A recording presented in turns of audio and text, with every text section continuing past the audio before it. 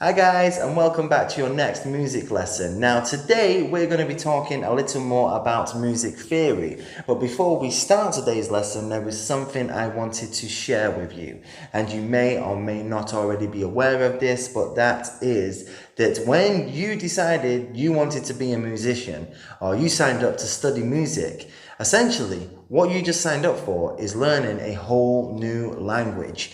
That's right, music has its own language. Now, I know that can seem quite daunting. I know you might feel a little scared, but please do not worry. That is what I am here for. I will be with you every step of the way. We will take it nice and slow and make sure you fully understand. Now, when it comes to learning any language, I can think of three fundamental things that we're going to need. One, we need to be able to speak that language. Two, we need to be able to write in that language. And three, we need to be able to read in that language. Now, the first one, the speaking bit, is quite simple to understand. In music, you speak with your instrument. So whether that's a guitar, a piano, trombone, clarinet, doesn't matter, that's how you speak in the universal language of music.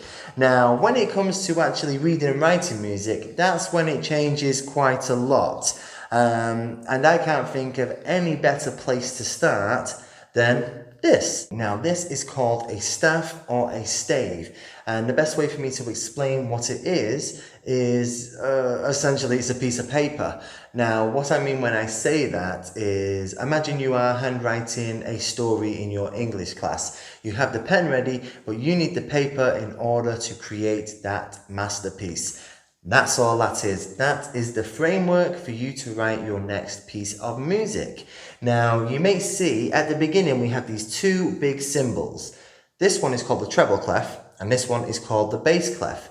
Now, I do not want us to worry about them for this lesson. I will do a video straight after this one explaining what these are and how to use them. But for now, I want us to concentrate on these 5 black lines. 1, 2, 3, 4, 5. Now, then 5 black lines then create 4 white spaces. 1, 2, 3, 4. Now, each one of these represents a different musical note, okay? So we'll start from the beginning. So we'll start from the bottom of the treble clef. So this one represents the E. The one above represents the G. The middle one represents the B. The one above that is the D. And then the top one is the F. Now, you may be looking at that thinking, that's just random letters next to random lines. Yes, it is, but there is an easy way to remember it. Now, you can look at me and see I love my food. I do. I'm not ashamed of it. I love it. So the way I remember these notes is very simple. Every good burger deserves fries. EGBDF, every good burger deserves fries, and it does. Okay, so there are the 5 black lines sorted. Now, what about the 4 white spaces? Now, these notes are F, A, C, and E.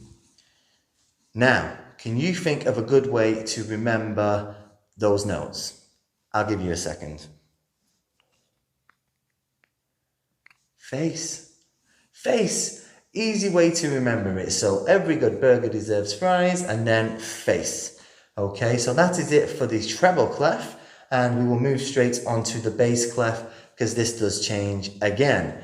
So an easy way to remember this one, actually, sorry, let's start with the letters first, okay? So at the bottom we have the G, above that we have the B, the middle one is the D, above that is the F, and the top one is the A.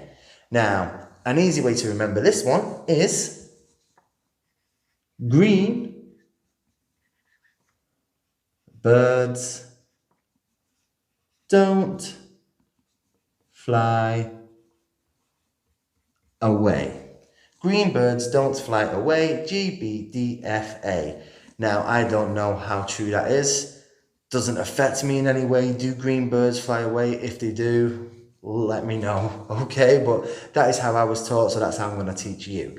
So that's it for the black lines on the bass clef. So now we've just been left with the white spaces, which is the A, the C, the E, and the G. Now, a lot of people like to remember this with just Ace G, but again, that can be a little overcomplicated, or the way I remember it is all cows eat grass. Okay, so we have green birds don't fly away and all cows eat grass. Treble clef, bass clef. Okay guys, so again, rewind it until you get that in your head, and we'll cover these on the next lesson, which should be in about 10 seconds if you join me straight away. See you later.